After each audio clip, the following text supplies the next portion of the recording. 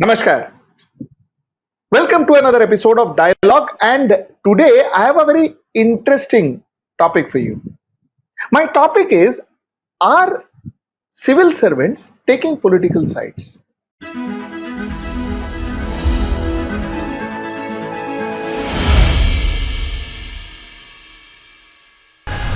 Are civil service taking political sides? Because see, nowadays it is very common to hear that, oh, this officer, no, now he will get promoted. Why? Because he is close to the government.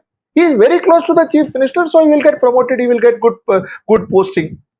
That officer, not the other officer, or she will not get promoted. Why? Because she was close to the previous government. Now, where are we heading with this? Civil servants getting postings because based on their relationship with the dispensation, with the heads of dispensation, with the heads of government. Is that fair? Are civil servants now more bothered about public representatives than public themselves? This is the topic that I'm going to discuss, and this is the topic that I'm going to discuss with people who have had the guts to speak freely and have the guts to speak freely. And that's my subject today.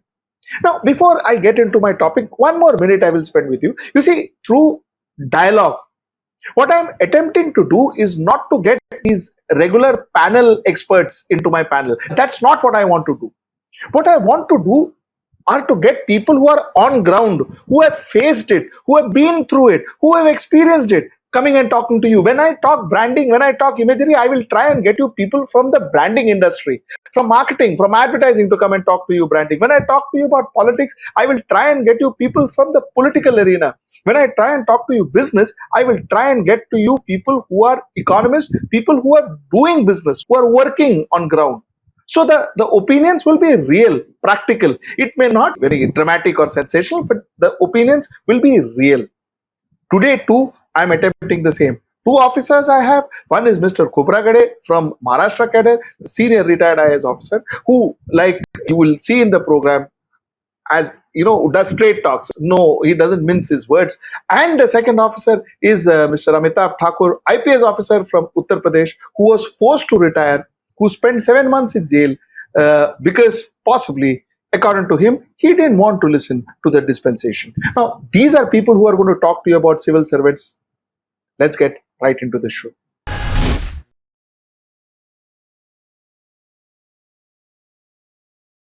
Mr. Khobragade, Mr. Thakur, thank you so much for joining me. Thank you so much for joining me in my show. And let me directly get into the questions. With Mr. Thakur's permission, can I, sir, ask you the first question?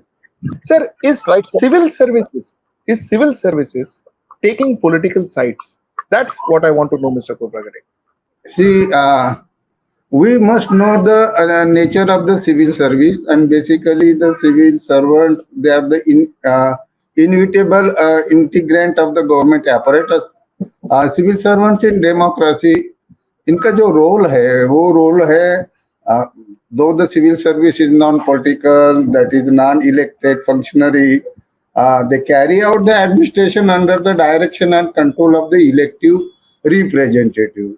So that goes to say, by and large, the civil service take the side of political parties while discharging their duties. And today's time, it is very apparent that the civil servant, barring few, they take side of the political party in power.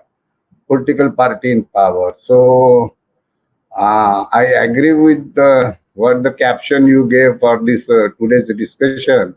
The civil servant mostly they obey what their political bosses says.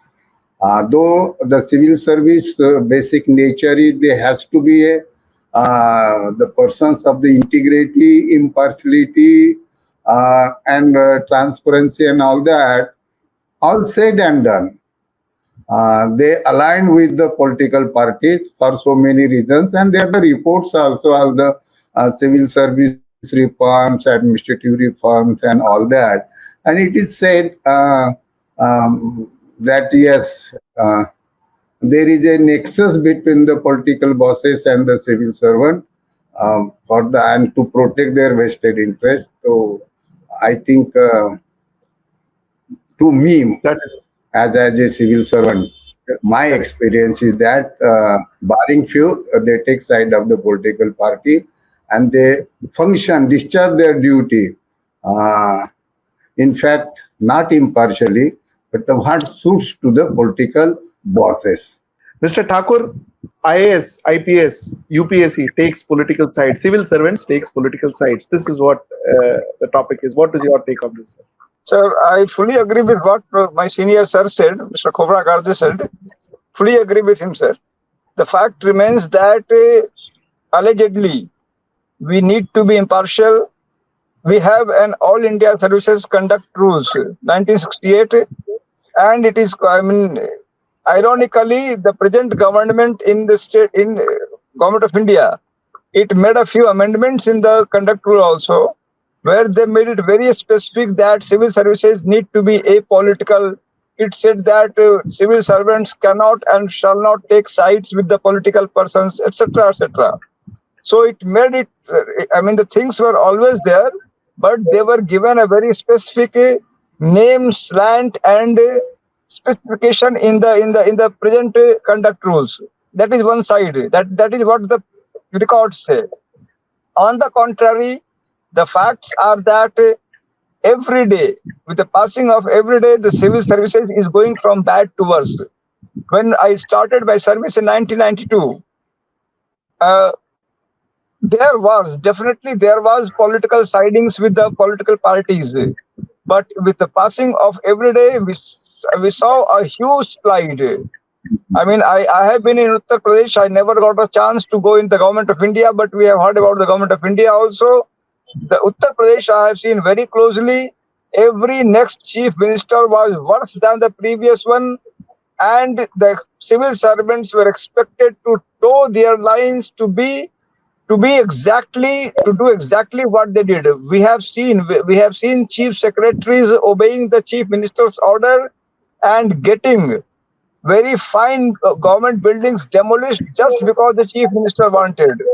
We have seen the chief secretary signing to files to get a swimming pool sanctioned at Sci-Fi, the place of Mulayam Singh Yadav, where there was no such need. So everything has happened. Everything has been done by the civil servants. Every crime, I should say, actual criminal offense, administrative misconduct, everything has been done by the civil servants. I have personally been a sufferer all the time, and I have seen everything happen. Rape FIR was registered against me by the DGP, knowing fully well that it was a false FIR. He got it registered because the chief minister wanted to do so. Another police commissioner, another DGP got me arrested, knowing fully well that it was not a criminal case. I was in jail for 7 months. So I have seen the worst side of the civil services, and surprisingly, I will say that the situation is going from bad to worse, and I am very sure that the next government, like today there is a Yogi government in Uttar Pradesh, tomorrow there will be some other government, and that government, I am sure and I can predict well, will be worse than the present government, because their followers will say that we have seen this depth and we need to go further. Mr. Khobargade, that's the question. It's a very interesting point Mr. Thakur raised. Each government is getting worse than the previous government. Is that what your experience is true, sir? Yes, I experienced that also. I started in 1982. I have seen the earlier government. So, itna interference tha nahi. The political people have some patriotic feeling, respect for the civil servant, and the civil servant also they were functioning impartially for the common man and all that. But what Thakur sir has said, I fully agree with him also. With the passage of time, there is a drastic change, and that change is from bad to worse. So I agree. और आज का जो situation हम देख रहे हैं देश में, क्या civil servant they have become spineless. In fact, is there a difference between a political dispensation in say Maharashtra versus political dispensation in Uttar Pradesh versus political dispensation in Bihar? Are there very glaring differences the way they handle civil servants? So the functioning of the political party more or less same in every state. They want to Ajay. capture the power by hook or crook. By hook or crook. Now there is no service of the people. In the name of service of the people, they want a power, and powers, and absolute power corrupts absolutely. So the corruption is the main motto of the political party in the guise of the service of the people. If there is a service of the people, then we say so many reports, there is a wide gap. A gap is widening between the rich and the poor. They are the basic issues not at redress. There is no drinking water in the villages. There is no electricity in so many villages. The marginalized people are deprived of the basic facilities and the basic needs. So the government priority has to be to provide all basic facility. That is the directive principle of the state policy. The constitution says, but then it Correct. is neglected. If you read the report of the Venkatachalaya commission, which was set up in 2000 to review the constitution, so their findings, that report is very important report. और उस report में इतनी अच्छी तरीके से कहा है कि आप पॉलिटिकल फेलियर है, पॉलिटिकल डीके है, एडमिनिस्ट्रेशन का डीके है, सिविल सर्विस का करप्शन है, और main problem before the civil service क्या है? तो decline in the standard of integrity. कोई भी सिविल सर्वेंट, अभी ठाकुर सर को भी मालूम है कि civil servant when he enter the service he takes the oath of the constitution. अगर हम कॉन्स्टिट्यूशन के और लॉ ऑफ द लैंड को हम मानेंगे और उसके हिसाब से काम करेंगे. मुझे नहीं लगता कि अगर बारिंग few they have no faith in the constitution, their faith is something different, and that is the main problem also. There is a corruption, there is nepotism, there is a deterioration in the moral standard, there is arrogancy. So in the civil servant, that there is a arrogancy. Yes, civil services is based on the British line. जैसे कि British को हम गाली देते हैं, तो वो भी हमारे जिस लाइन पे ये सिविल सर्विस इंडिया की बनी है, वो सिविल सर्वेंट उसी तरह से उनका ट्रेनिंग भी शायद होता है, इसी तरह से ट्रेनिंग अच्छा होता है. लेकिन वो जब फील्ड में आते तो जो पावर की कुर्सी पे अगर बैठ गए तो बैठने के बाद में इतनी एरोगेंसी है. और टुडे जो बच्चे अभी अभी जो सिविल सर्विस में आए, हम लोग जो उनको देख रहे, they have no respect for the senior, they have no respect for the common man. They only know how to manage the politician and gain the postings of their choice and do what they are not supposed to do. So the integrity and the devotion to the duty, these are the two main character of the civil servant. So that is being lost in the coming years. And what the Thakur sir said, it is going to back to worst.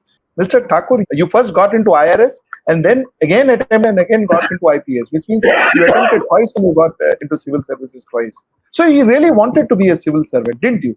Yes, I did want to become a civil servant, no doubt. I wanted to serve as a civil servant, and that is a fact. So, do you regret that ambition of yours?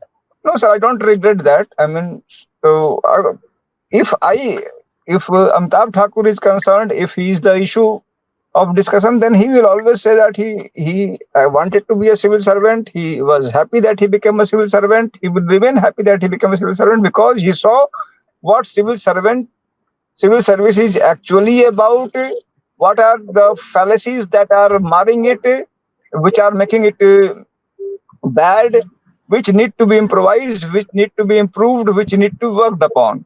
So if I had not been a civil servant, I would not have known the facts that I knew about governance, about bureaucracy, about the way things are functioning, and about the various fault lines that civil services and bureaucracy in general face. So that way, I find that I should have been here, and I thank God that He gave me an opportunity to be here. See, what I wanted to say was that something that Mr. Khoparagarde sir said, I am extremely pleased by what he said, and I thought that things, I mean, what is more fatal? If a man is docile and is corrupt, it is all right. to some extent. I don't say that. I mean, I don't say, give it a go by. It is better than a man who is arrogant as well as corrupt. Today, the civil servants are arrogant as well as corrupt because I mean he very very finely analyzed the situation. All that matters to a civil servant today is his political masters who count. They go after the political masters, make them happy, work for them, work only for them and for none else, and they get everything back in reward, and they keep their arrogancy intact to their height. And the sufferer is the system, sufferer is the people, sufferer is the constitution, sufferer is the people who repose their faith in this system, in the politicians and the bureaucrats. This nexus between the bureaucrats and the politicians is what is truly fatal today, and it is befitting. Just yesterday, I give a very small example. A new district magistrate of Balia was appointed. Balia is a small district in Uttar Pradesh. Before joining the district, he went to the residence of the local minister in the UP government and presented him a bouquet and got his Ashirwad. So for him, the only thing counts is the Ashirwad of the local minister. That is the only man. And the local minister posted the photograph on his Facebook and Twitter saying that the district magistrate has come to pay his homage. So all that the civil service has got reduced to today is paying homage and getting rewards and showing arrogance. And that is a truly dangerous nexus. So I will call it a truly abnormal situation for the Indian democracy. Gentlemen, I want to ask both of you all this question. See, a politician is responsible. He is accountable to some extent, because he has to go in front of the people for votes after 5 years. The problem with bureaucracy is that they are not accountable. If they please the politician, then they can stay in their chair, get bigger and bigger and bigger chair, get more important postings by just pleasing the politicians. So now, when a person is not accountable and he is becoming more and more powerful, isn't that going to actually harm our country and our democracy? Mr. Khobargade sir, I will start with you. Yeah, that is true. The civil servants are not accountable directly to the people, but they are accountable to the people's representative. In our democracy, the people are supreme; they are sovereign. But again, as what जैसे कि अभी आपने कहा है कि जो civil servant का एक मुझे लगता है कि there is a need to do the social audit of the civil servants performance also. Their performance is judged by their seniors. In our this appraisal report, there are some indicators. That one indicator is the integrity and the character. 99% of the officer, their integrity and the character is written as good.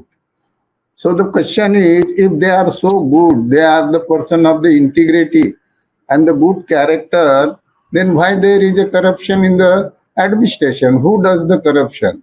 So the social auditing of the civil servant is also important.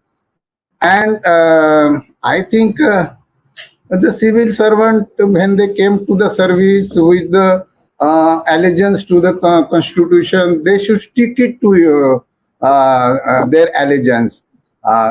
There should not be the breach of the oath they have taken of the constitution. Is the supreme law of the land. Or then Dr. Babasaheb Ambedkar had said in the Constituent Assembly, however good a constitution may be, if those who are implementing it are not good, it will prove to be bad. However bad constitution may be, if those implementing are good, it will prove to be good. So it all depends on the bureaucracy, because the bureaucracy has a permanent nature. They have a good protection under the constitution also. They have a privilege, they have the social status. Every day they carry out their functioning. So the political bosses, they should not bother to please the political bosses. I do not say the political bosses, they are always wrong. They are right also, because I was also in the civil service. But you need not to take a undue pressure from the political bosses. You have a right under the constitution to tell them frankly, so this is not good and this is not proper, this is not legal, this I cannot do it. What else they will do? They will transfer you. what else they will do. But then only if the few individuals do like that, they are sidelined. And the majority of the civil servant nowadays, Sir, sir, if I may interrupt, what else they will do is what Mr. Thakur has went through. What Mr. Thakur has gone through. He has been jailed for 7 months. So it is no longer about yeah, transfer and getting post. that is true. I also suffered in my service when I did a good job for the tribals in the Naxal affected district, and the common man approach, poor approach. So this is the victimization by the politician if you do not agree with that. So this is bound to happen. That is the extreme case of the Thakur sir. I mean, this is a very unfortunate thing. In fact, there has to be a system in the administration to reward the good officer. But there is no system to reward the good officer. There is a system to reward the bad officer, those who are with the political bosses. Now, the on the civil service day, the officers are rewarded. If we see, look at very closely to their character and the integrity, you may find they are some of them may be corrupt person. How the corrupt officer can be rewarded?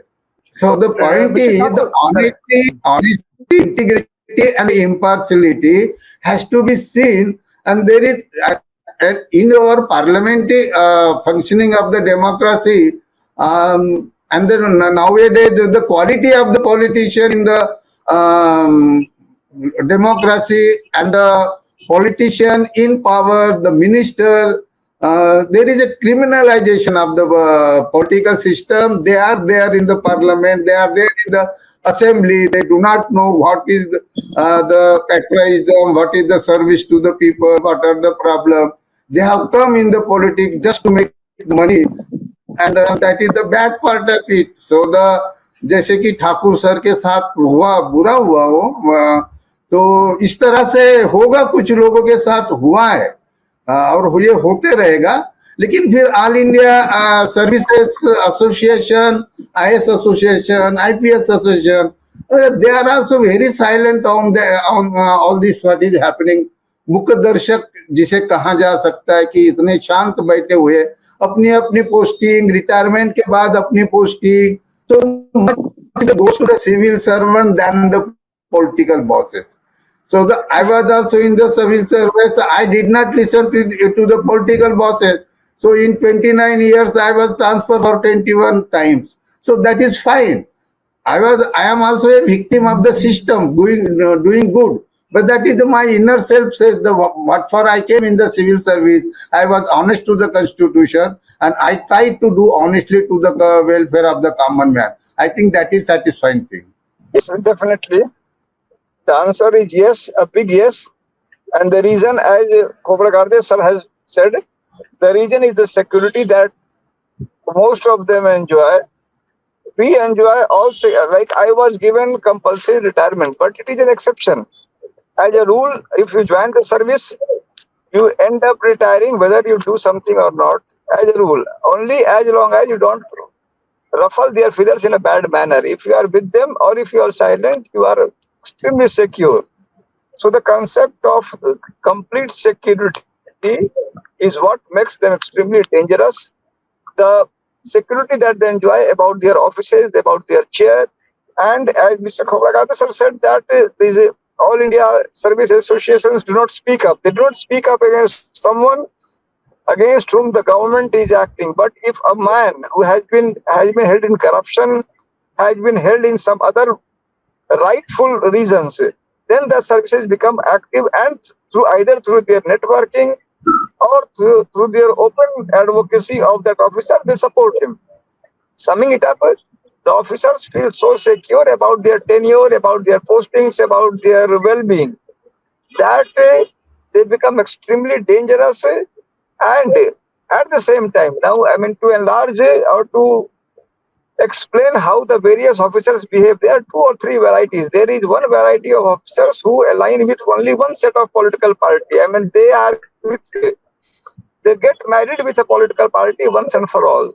They will be doing wrong things for Samajwadi Party, for National Congress, or for Indian National Congress, or for BJP. These people are liked by every political party. We have an officer out here who has been the most coveted officer for 3 consecutive chief ministers. All of them do not see each other eye to eye. All the 3 chief ministers hate each other, but all of them love the same officer. I mean, a very, should I say, officer generally supposed to be completely entrenched in corruption. Everyone knows his name. But the fact is that he's near and dear to every political regime for the last 15 to 20 years. So, I mean, these officers who are married to every political party, they are the truly dangerous species that our system holds, and they are proliferating like anything.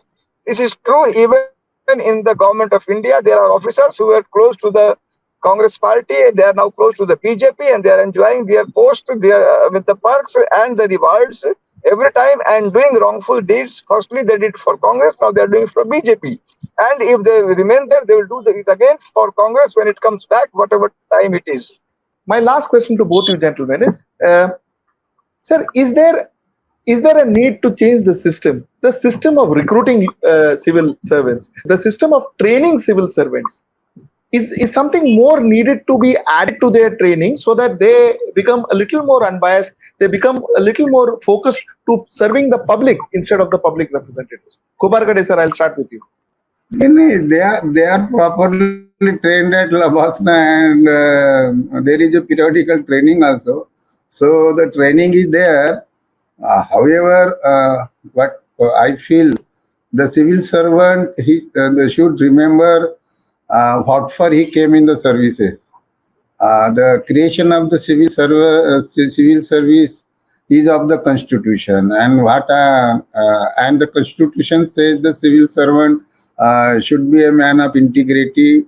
It should be a man of devotion to the duty, and he should see the welfare of the people.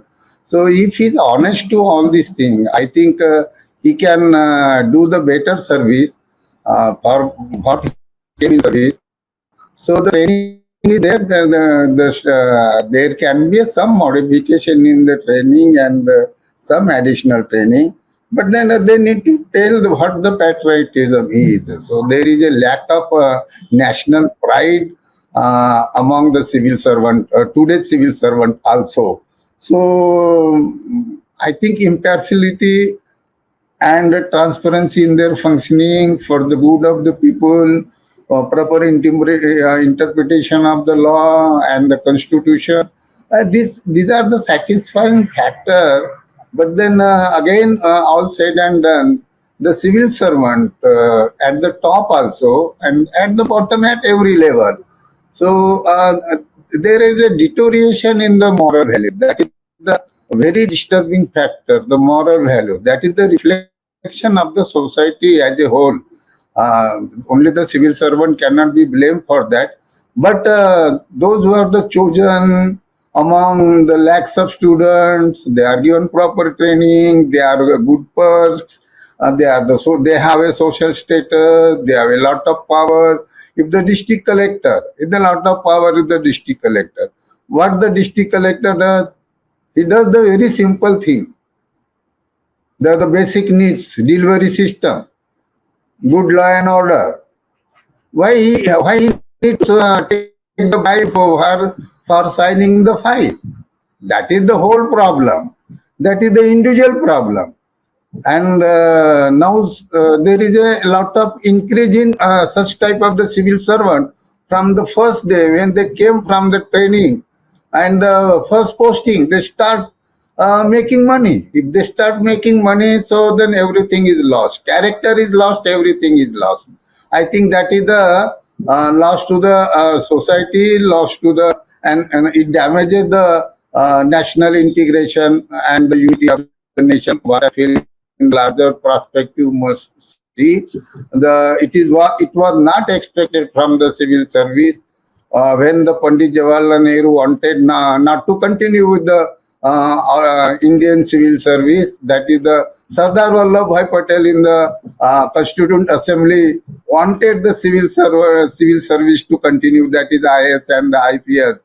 But then they should go look at the history and the past glory of the civil service and our constitution. I think they lack of the constitutional morality also. That is the whole problem. So how to train them to be a good civil servant? So, I think again society has to ask the question to the civil servant. That is the social auditing of the civil servant should be done. Ask the question. If there is a corrupt officer, they should ask question to them directly.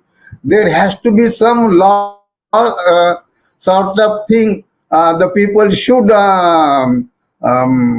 write the appraisal report of the civil servant of their area independently. That's a very good idea. There can be some changes can be made in the system. Thakur sir, constitutional morality, can that be inducted into a civil servant through training or induction program or whatever? The first is that, as rightly said by Mr. Khobarkar sir, there needs to be a 360-degree assessment in which other than the seniors, the colleagues also, and the subordinates and the people who are the stakeholders, the general common men, they also need to write the ACRs or what we now call the PAR, performance appraisal report of the officers. It needs to be 360 degrees and not only of the superior officer, because today what is happening is that they make good terms with the superior officers, oblige them and get good ACRs despite being extremely poor civil servants. So that is the first thing. And the second point, I think, is that in all the complaints that are made against the civil servants, the inquiry or investigation shall be taken by an independent body, like what the British system is. There has to be the grievance redressal shall not be by the own superior officers who generally take money. Because, I mean, in UP, they say, Jaach nahi to aach nahi. What it means is that every inquiry generates further bad money. You present a complaint against an officer, he will have to cuff money to get it cleared. So, I mean, this situation needs to change, and an independent inquiry system, an independent grievance redressal system needs to take its place. These, I think, are the two practical ways in which this what you call constitutional morality can be enforced. Both you gentlemen really enlightened today's program. Thank you so much, sir.